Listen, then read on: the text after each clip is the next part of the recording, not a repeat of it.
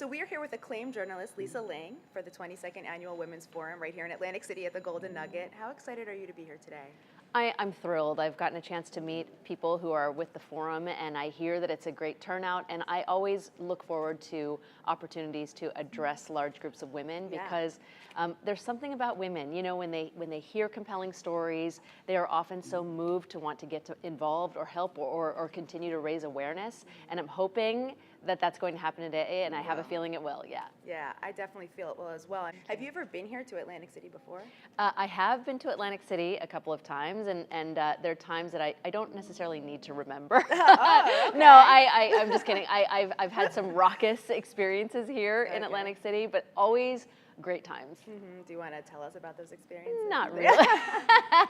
Nothing X-rated or anything like that. I just I let loose a few times, which you know everyone needs to do every now and then. That's true. Well, that's good to hear. That is good to hear. Yeah. Now we are here for the Women's Forum, and I know that you travel so much. How do you balance having a family and having the career?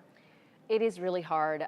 You know, women constantly talk about that attempt to find balance in their lives, and I think that it's something that's impossible to do, especially if you are working. And no matter whether you've decided to continue working or stay home, you will inevitably feel guilt about the decision you made. And my hope is just that we as women collectively try to just support whatever decisions other women make. But personally, it rips my heart out every time I have to leave because my work is so travel intensive, but I'm really, really lucky and blessed that I have my mother who lives 3 blocks away and my mother-in-law who lives 2 blocks away, and they're at my house every day with my husband and other family members. So we literally have a village that's helping to take care of my daughter, but it doesn't take away the kind of pain and hurt that I feel.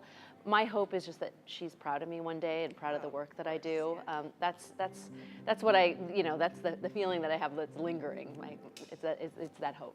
And that's cool because, I mean, I know when you were younger, you had these aspirations, so you wanted to be on TV. I was reading a little bit about you. Yeah. What kind of advice would you give to your daughter or to other young people that really just want to follow in those same footsteps? I mean, I would tell young people to really figure out what drives them, what ignites their passion, and don't fall into that trap of wanting to seek out jobs just for the money, because there's a very good chance that you'll be dissatisfied later on. Very often, if you do choose the path that drives you, that inspires you, you can probably make a living doing that, and you'll feel so much more fulfilled. So I would suggest to young people that they just figure that out. You know, take some time, don't rush into things, study lots of different things, and travel. For me, the best education I've ever been able to achieve or get is the opportunity to travel and see the world. And I really believe that travel makes a person smarter, better, and ultimately more marketable.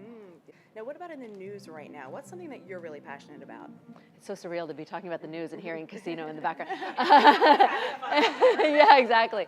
There are so many stories in the news right now that I think we should be directing our attention to. I mean, we've been involved in conflict in Afghanistan longer than any conflict in American history, yet most Americans still can't identify Afghanistan on a map. I think that's really tragic. We are very involved in conflicts in countries that are predominantly Muslim, and what a lot of people don't realize is that 70% of the Muslim population is under the age of 30, and half of that population is under the age of 15. So I actually see this as a really amazing opportunity to engage with that really young population in more of a diplomatic way than militarily. And I think that those are some things that I think we should start considering, because these military conflicts don't seem to be getting us anywhere. Right. Of course, yeah, that's so interesting. I love your take on that. In the entertainment news right now, the whole Caitlyn Jenner. How do you feel about that? You know, I'm proud of Caitlyn for being able to live her truth finally. You know, people say like, why is this such a big news story? And the reason why I think it is because you had arguably one of the best athletes, American athletes, who ever lived, who felt like he had something to hide, who felt like he couldn't be himself. Right. And the idea that he's now able to live freely is really admirable. And I hope that other people who may be feeling this way find the strength and courage to be able to seek out their truth as well. Awesome, great. Is there a motto that you live by? Is there a motto that I live by? Not necessarily. I mean, I hope that people become good listeners and try to get to know other people's stories, because I really believe that the more we know about each other, the better people we become. That's great. Well, thank you so much, Lisa. Thank you. Look forward to hearing you here for the Women's Forum. Welcome to Atlantic City Great. again. So happy to be here, and I'm going to be much more sedate this time. Yeah. What I'd like to do over the course of the next 45 minutes or so is tell you about some of the stories that I've reported on in the world, but also here in America, that have profoundly affected me and provoked me to think a little bit differently. But before I do that, if it's okay with you, I'd like to just answer a couple of the more commonly asked questions of me, if that's okay. You okay with that? Sure. Yeah? Okay. First off, Oprah is very cool. Everyone wants to know what Oprah's really like, and she is an incredible person whose commitment to trying to elevate humanity is really unprecedented, at least in my industry. Secondly, my sister Laura is doing very, very well. She continues to...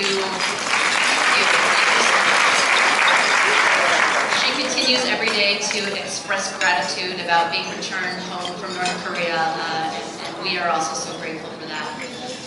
Thirdly, I have not watched the new version of The View. It's hard to when you have a job, but I hear it's really great. And lastly, no, I've never been in any of the Charlie's Angels movies. In case anyone's wondering. It's kind of funny, I ran into Lucy Liu not too